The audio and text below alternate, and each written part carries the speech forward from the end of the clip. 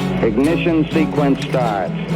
6, 5, 4, 3, 2, 1, 0.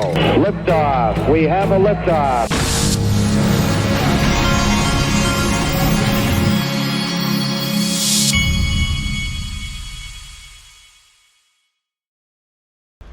Hey everybody, this is the Digital Asset Investor, and guess what? On Link2, I just looked, they've still got some Stripe private equity available, and there was another issue that came across my phone, and I don't know if I'm allowed to say it or not, but it did come across my phone earlier today. I'll let you go and check it out yourself on Link2, who is one of my sponsors.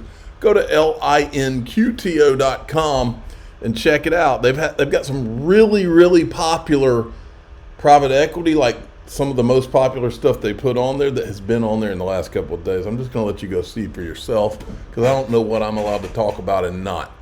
Okay, check this out. This is Bradcom's new thing for XRP Las Vegas, and I talked to a little birdie this morning, and the little birdie told me that now just the after party that is no, and just so you know, because somebody asked me, there's not any VIP tickets left. There's some general admission tickets left. You can buy general admission tickets up until the end of the month, which is coming up here shortly. One person, and we're going to pick one person out of everybody who's bought tickets for like the last 10 or 15 days till the end of March. And we're going to pick one person out of that whole group, and that person and their plus one are going to go to dinner with me and Brad Combs. Now, a little birdie told me this morning that if the ticket sales were to end today, there's already no VIP left. There's some general admission left. The after party is already, and you can buy those tickets separately. In other words, you could buy an after party ticket and not buy a ticket to the conference itself. But if you just went to the after party, there will be more people. That'll be a bigger gathering of XRP fans than any other conference in the world. And I'm talking about the after party compared to all conferences that happen across the world for XRP. There are more people that are going to be at the after party for this conference than there are at any of those. It's that big. Okay, so wait till you see the conference itself. Here's Brad's new commercial for it. The countdown continues to XRP. Oh, and there's also a potential imminent announcement of somebody important that might be there too. I can't tell you yet.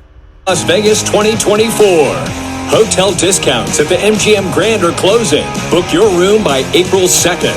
Former Ripple employee and senatorial candidate from Nevada, Greg Kidd, added to the speaker lineup. Jason Cousins, Lynette Zhang, and Andy Scheckman on stage, talking everything gold, CBDCs, and tokenization. Don't miss the largest XRP conference. Special thanks to sponsors iTrustCapital, Link2, and Uphold. All tickets purchased from now to the end of the month will be entered to win an all-expense-paid private dinner for you and a guest with Digital Perspectives, Brad Kimes, and DAI.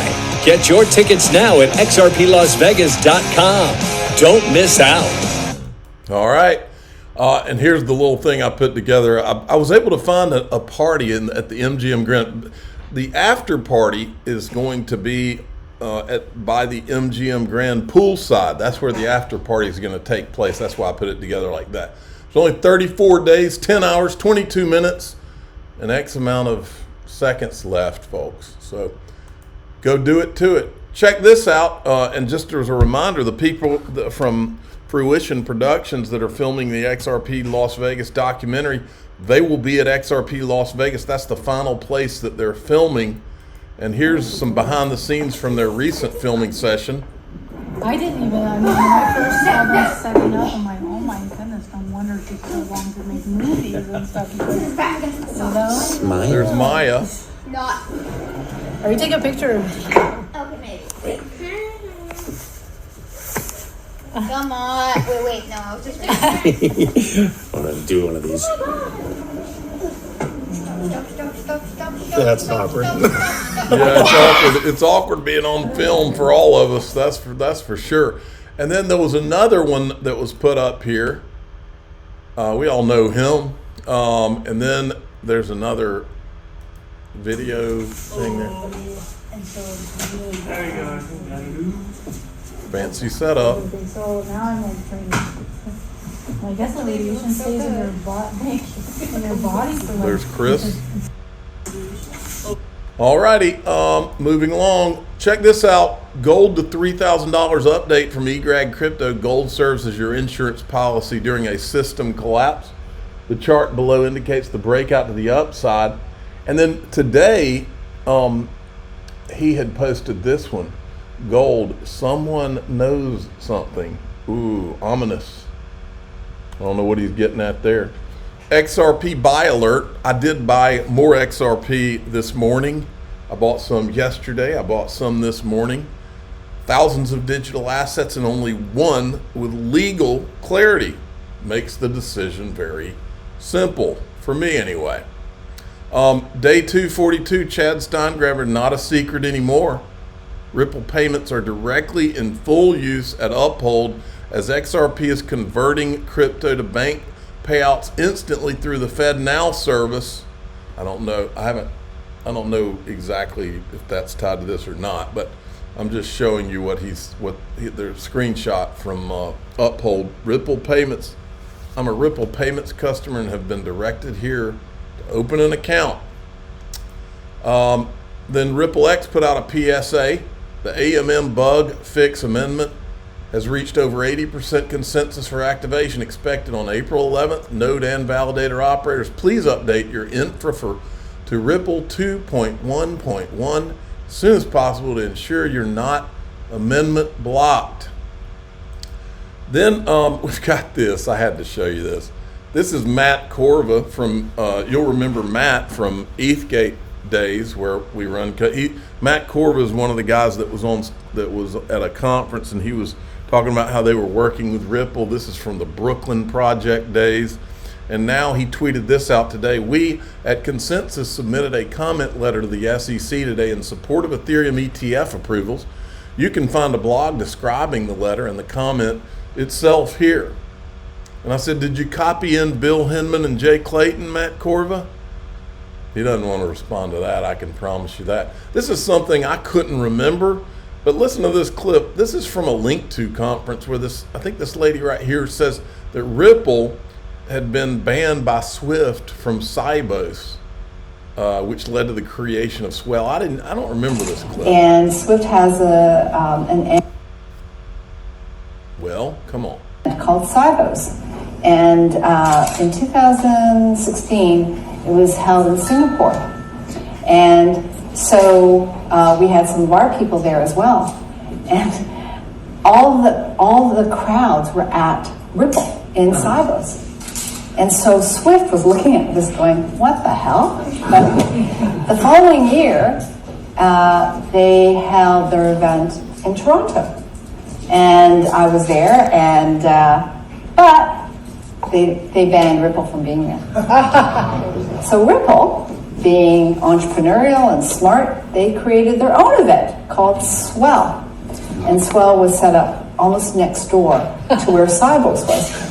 And guess what? Guess who showed up at Swell, and guess who didn't show up at Sibos? It was an interesting time, and watching them morph and figure out their model. But at the end of the day, and I think that's really where they're at right now. So as a settlement for the corresponding banking. Pretty interesting stuff there. Reminds you of Ethgate kind of. Look at this. Security forces have raided cryptocurrency firms in Moscow City following reports that terrorist attack at the city hall was funded with cryptocurrency, with investigations revealing that a significant portion of the cryptocurrency originated from Ukraine. Who is calling me? Anyway, I'm going to have to call him back. You know, this is completely ironic. All we ever hear is about Senator Warren accusing cryptocurrency as being used for terrorism, and now they're saying that the terrorism potentially could have come out of Ukraine when FTX was literally sending money to Ukraine, and the money was coming back to fund Elizabeth Warren's friends. Isn't that interesting? I mean, isn't that interesting? We're going to get more into that right now.